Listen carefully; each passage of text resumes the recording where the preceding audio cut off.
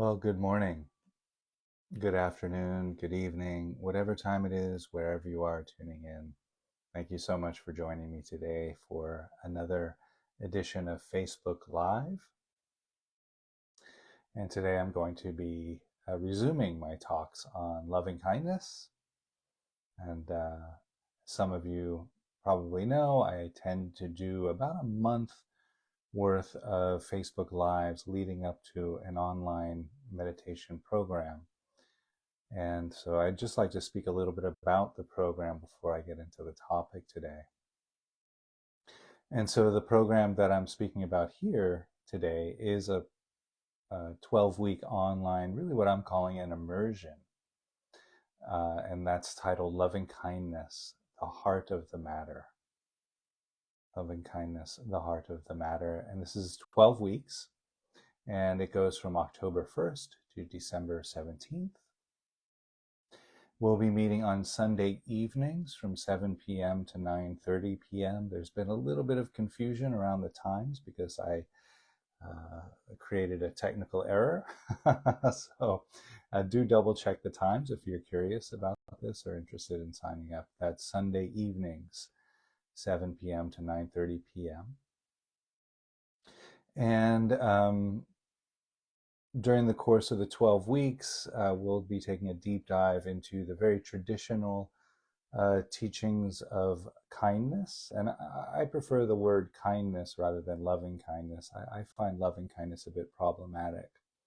And many of the people I work with have mentioned that as well. So I just go with the word kindness.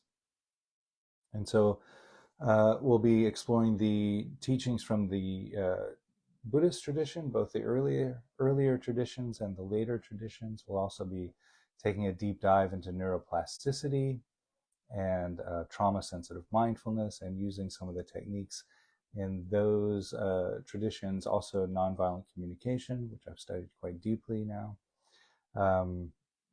We'll be bringing all of that into the 12-week experience.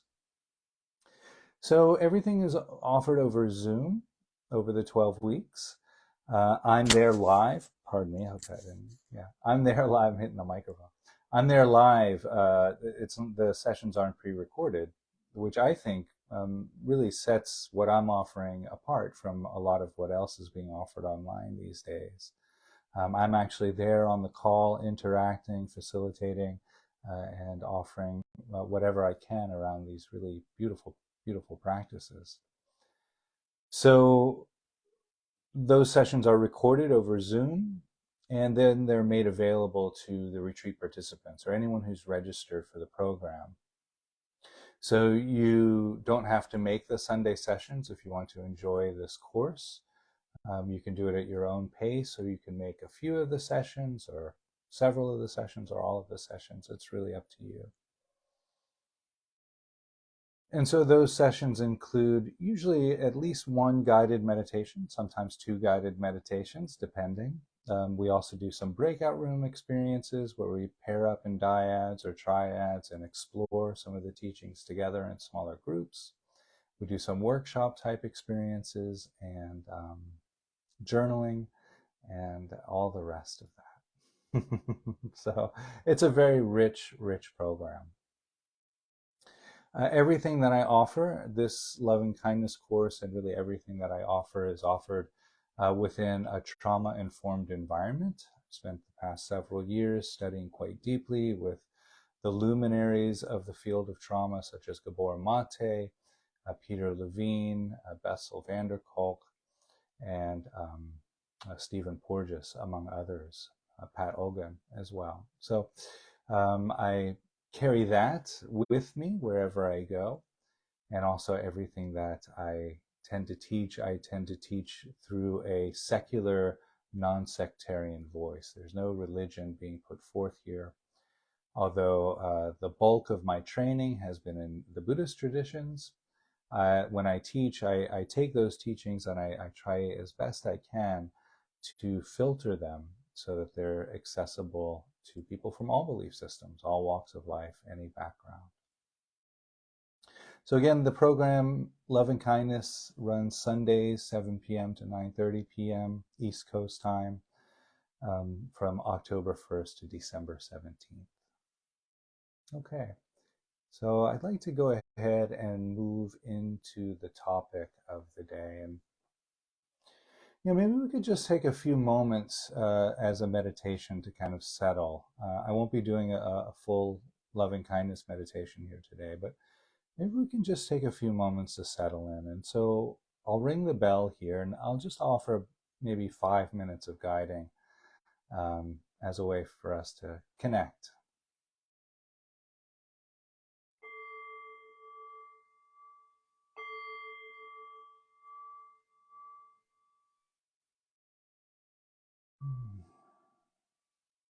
And so the invitation then here is just to arrive into this present moment.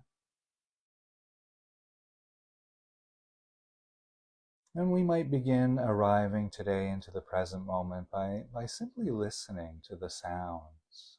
What does this present moment sound like?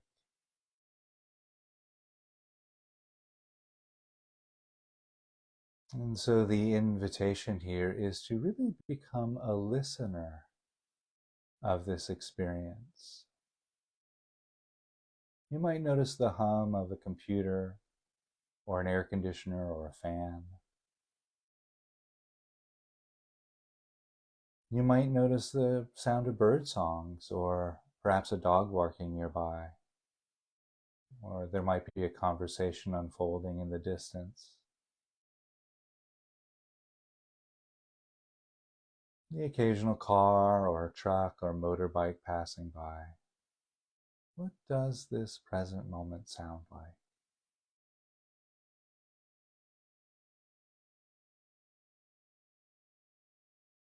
And sounds might register as being pleasant or unpleasant or neutral. But regardless of the quality of the sound, perhaps noticing how sounds are always present moment experiences.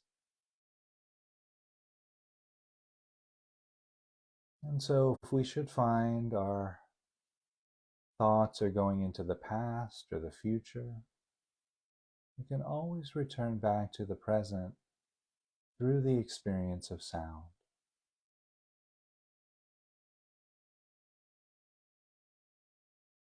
Resting, resting.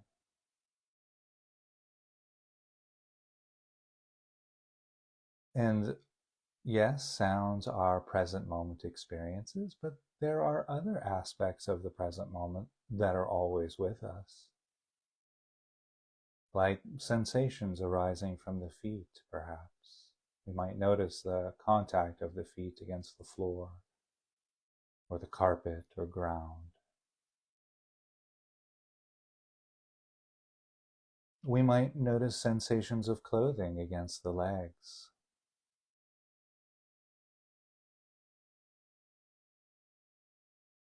The weight of the body against the chair or cushion.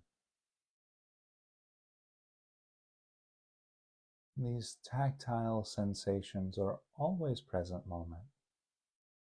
And as we bring awareness through the body, you may not feel much or anything at all, and that's quite normal. And just keep going with the practice, just noting whatever is there.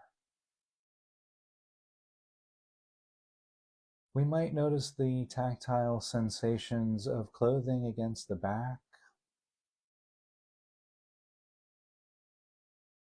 clothing moving to adjust with the rising and falling of the abdomen and the upper torso. Perhaps noticing the shoulders rising and falling with each breath.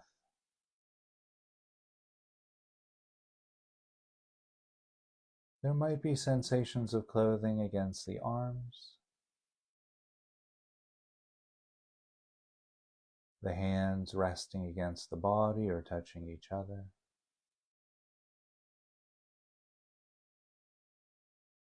Perhaps noticing sensations arising throughout the back of the neck and the sides of the neck.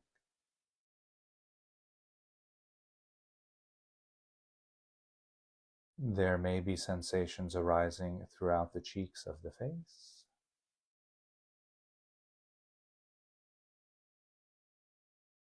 And noticing any sensation arising from the top of the head.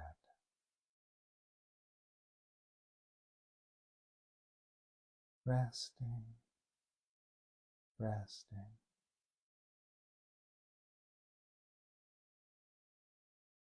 And so while we're here resting with this present moment experience, I'll offer just a few inquiries here that we might hold on to as we move into the topic of the day. The first inquiry is, can I meet this moment with kindness? Can I meet this moment with kindness? Whatever is arising in this moment. It might be pleasant, it might be unpleasant or neutral. Can I meet this moment with kindness?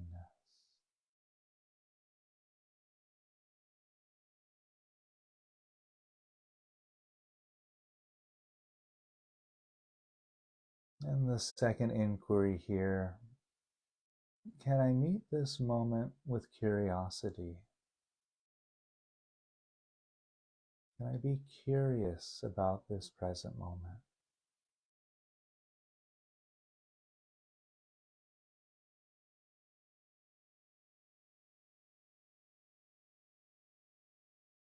And so in a few moments' time, then, we'll begin to move away from the guided meditation and back into a conversational space.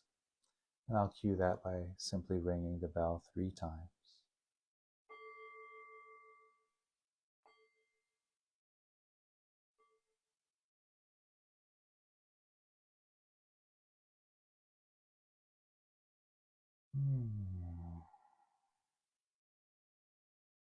So thank you for joining me in that very, very brief, really just an arriving meditation.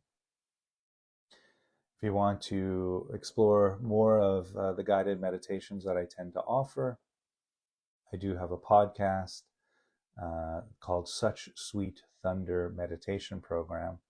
If you go to iTunes or Spotify and you search for that there, you'll find me. Lots, and there's over 400 now guided meditations on there. So have fun with that.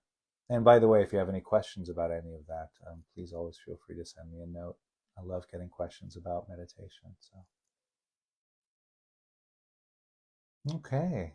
So one of the prompts kind of leads very well. Actually, both of them lead quite well into the talk today. I'm going to take just the first one that I offered there. Can I meet this moment with kindness? And so one of the meditations, I think it's a fundamental meditation on kindness, and it's one that we will explore for the entire 12 weeks. We will use this practice sort of as a baseline as we go through the 12 weeks together. The practice that I'm about to outline for you here. And it is, like so many of these meditations nowadays on loving kindness, on compassion, joy, and equanimity, they use phrases that really embody the quality. And we're invited first to offer these phrases to our own heart. And that's generally where loving kindness practice starts, not always, but we start with ourselves, usually. And then we expand out to include people we like, we love, then to strangers, people we don't know, then to people we don't like, which is always quite interesting. And then we expand to the entire world, including the entire world and our circle of compassion and care.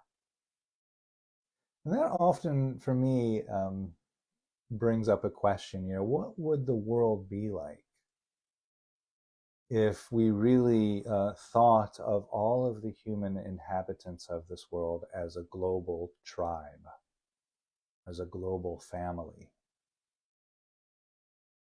If we had the same amount of care for the stranger on the street as we do for our natural brother, our natural born brother or sister. And I know this is quite setting the bar quite high, but that's the intention behind the practices of kindness. That we start to, well, take into question the idea of a stranger. And as we, bring that question into view, strangers are strangers to us simply because we haven't paid attention. And so as we, bring this question into view about, bringing these people we don't know into our circle of care, as we bring that question in, we start to we start to actually spend time or perhaps put a concerted effort into getting to know people we don't know. And what's really extraordinary about that is kindness feels good. It feels good to be kind. And so think of how many people you don't know. Billions. At least me, I don't. There's billions of people I don't know in this world. So each one becomes an opportunity to feel good, to practice kindness.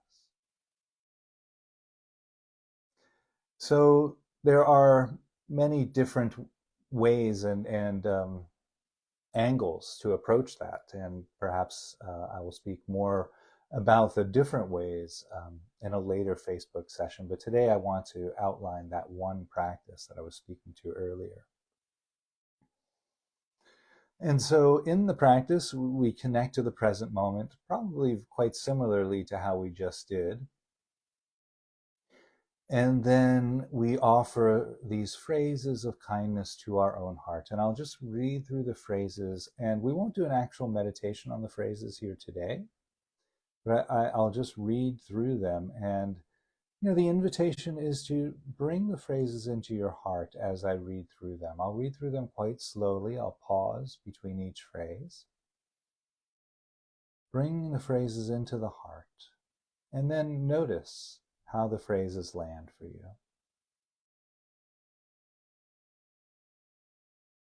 And so the first phrase, may I feel safe. May I feel safe. Or you could, may I feel safe. And just feeling the implication of that phrase.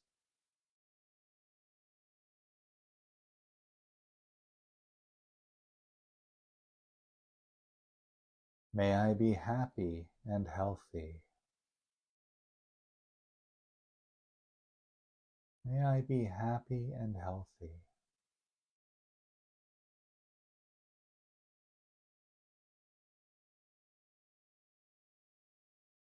May I live a life of peace without struggle.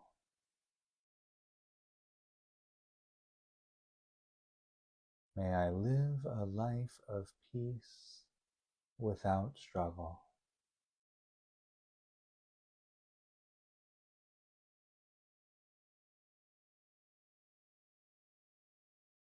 May I open to things just as they are. May I open to things just as they are.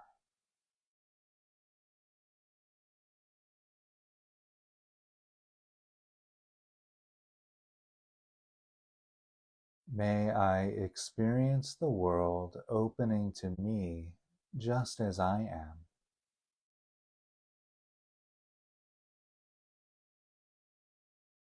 May I experience the world opening to me just as I am.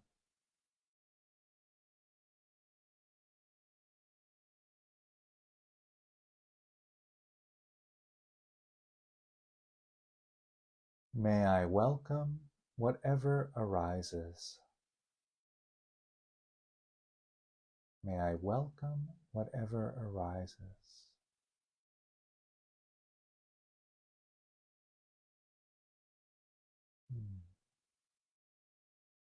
Yeah. So those are the phrases of kindness that we'll be meditating on, at least one set of phrases. There are a few sets of phrases that we'll be working with there in the course, in the 12-week course. But these phrases are called insight phrases. And so some of us may be familiar with the loving kindness phrases that are very traditionally offered in some of the other traditions. Um, and they're kind of read very quickly. May I feel safe. May I be happy. May I be healthy. May I live with ease. Right? And they're kind of read through or recited quite quickly to, yeah, just kind of bring forth the intention to be kind. And that's a beautiful practice, and we'll be doing some of that on the course as well. But these phrases are written, they're composed in such a way that they get under our skin. You may have noticed that already. Mm-hmm. These phrases are designed to really, get into our heart, and we start to chew on them. And in that process, our resistances to the phrases start to come forth, which is really our resistances to kindness. And as we begin to experience our resistances to kindness, we start to say, "Oh, I don't need to do that. I don't need this resistance anymore. I can put that aside. I can open my heart and receive the kindness that's around me in abundance almost all of the time. For many of us, all of the time. We live in a kind universe, an abundant universe, right? There's an abundance of blue in the sky and green in the trees. There's abundance of oxygen. So we recognize these resistances in the practice. And then, for example, I might go to my favorite coffee house, and I get there and, maybe somebody holds the door open for me. And I feel the resistance to the kindness. It's just there, right? But because I've been meditating on it, I get very sensitized to that resistance. And so when somebody shows me some random act of kindness, like holding the door open for me, I'll feel that resistance. And that becomes an alarm clock. Oh, there's kindness here. I don't need to shut down to that. I can actually open and feel the warmth of kindness that's being offered, even in the seemingly small acts of kindness. There's this beautiful warmth that can be felt there. And so maybe I'll just take a couple of the phrases and kind of talk through that, how that might happen. So let's take one of the phrases that really tends to bring up a lot of resistance for people is, may I experience the world opening to me just as I am. May I experience the world opening to me just as I am. And so when meditating on that phrase, you might feel like a contraction around the heart or some tension in the abdomen, or maybe even a clenching of the jaw. And these are the somatic markers of resistance, but the resistances can be cognitive too. You might have an experience of the thoughts coming like, what? That's crazy. That'll never happen to me. How is it possible for anyone to have the whole world opening to them just as they are? This is ridiculous. I don't want to do this practice anymore. Thoughts like that. Those are also resistances. And again, this is normal and natural, and actually one of the benefits of the practice. And I like to keep emphasizing that because oftentimes people want to give up on the practice at that point, because the resistances don't feel good. They can actually feel quite harsh sometimes. And very often there's this misconception around meditation on kindness that it's always supposed to feel good. It does feel good sometimes, but very often we're left sitting there with a good amount of resistance to the practice. And again, just want to highlight that that is the benefit. So it feels a little bit contradictory there. So, okay, may I experience the world opening to me just as I am, and all of these, let's say the resistances come up in the mind, there's also some tension in the body. And so how I like to frame this is we can look at our resistances as a closed fist, a closed fist. And inside this fist is everything that I need to keep me safe. And we created this closed fist of protection many, many, many years ago.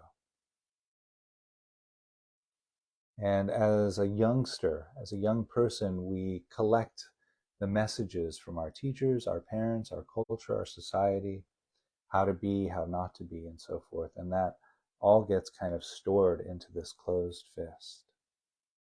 And so, and I like the image of closed fist because somatically resistance can really feel like a tough hardness like that.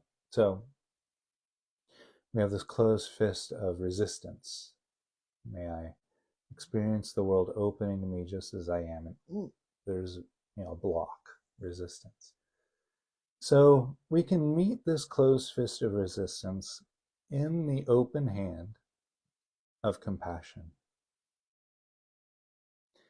And so just cradling that closed fist, and then we can look at the resistance and say, thank you for being here.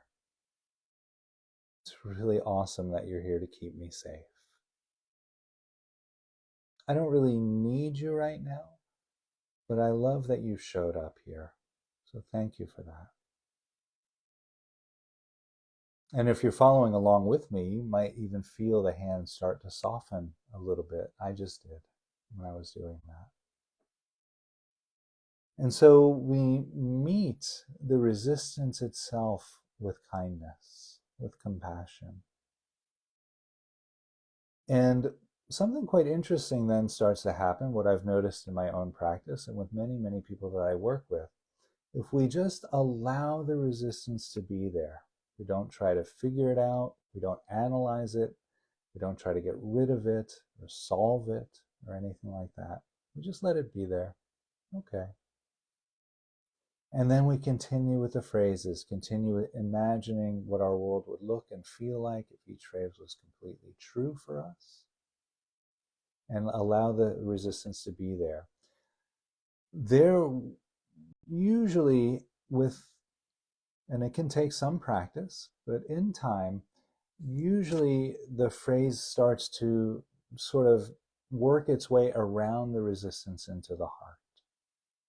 So how I like to look at it is there's a river of kindness flowing in and out of our hearts all the time. And this resistance is like a stone that's been put in that river.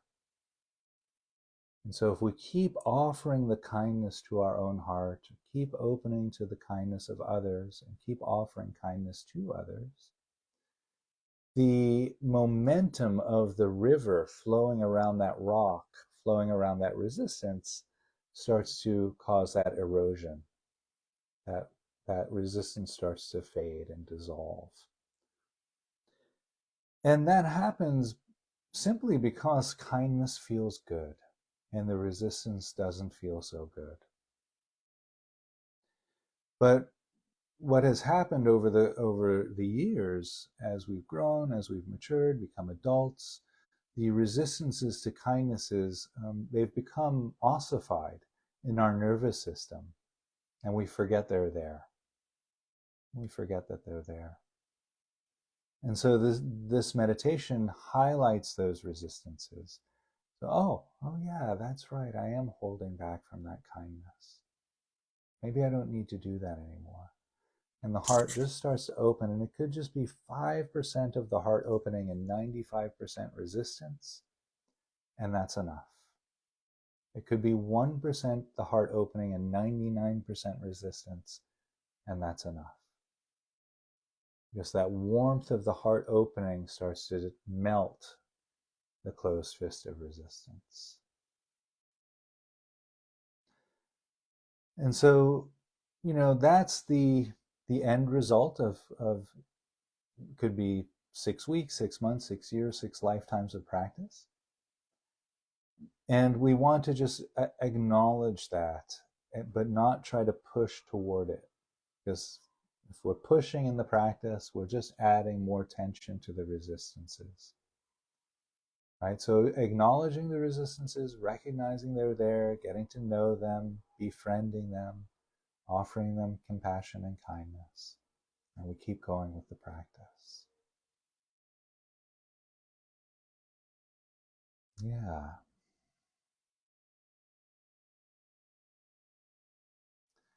So I think I'm going to draw the talk to a close there. Thank you so much for joining me in this edition of Facebook Live, and I hope you can make it to the online course, the 12-week program. I'm very much looking forward to offering it. Actually, I'm going on a 7-day loving kindness retreat the week before.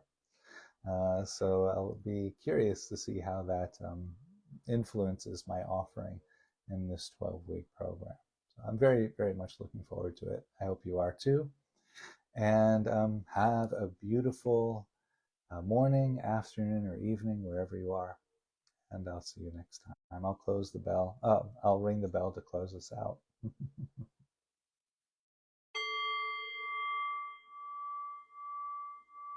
Thank you. Thank you.